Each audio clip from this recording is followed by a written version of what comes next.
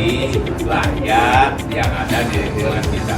Dalam rangka pesta demokrasi ini, mudah-mudahan bisa dijalankan dengan baik, ya, dengan harapan, dengan baik, insya Allah hasilnya pun pasti akan baik.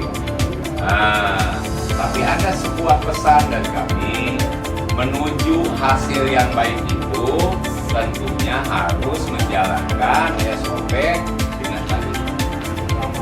Hal-hal, masalah, namanya manusia, tolong selesaikan di tingkat TPS. Jangan sampai naik ke tingkat desa. Ya, yuk, biar bagaimanapun ini semua warga kita dan ini semua pemimpin, calon pemimpin kita. Hanya saya inginkan mungkin sama, mana yang berhasil ini mudah-mudahan betul-betul yang insya Allah dirindui oleh Allah. Yang kedua, anu bisa amanah.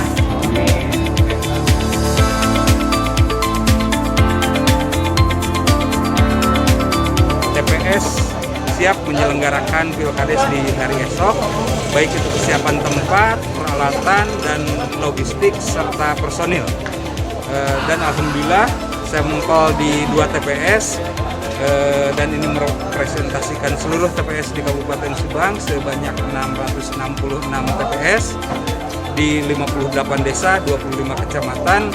Insya Allah siap menyelenggarakan Pilkada serentak tahun 2021 tanggal 19 Desember.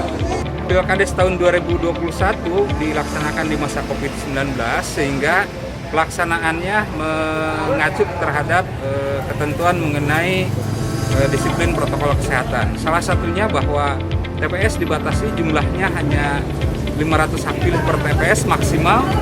Kemudian juga disediakan bilik khusus apabila ada hak pilih ketika di waktunya suhu tubuhnya melebihi batas yang ditentukan, maka disediakan bilik khusus untuk penggunaan hak pilihnya.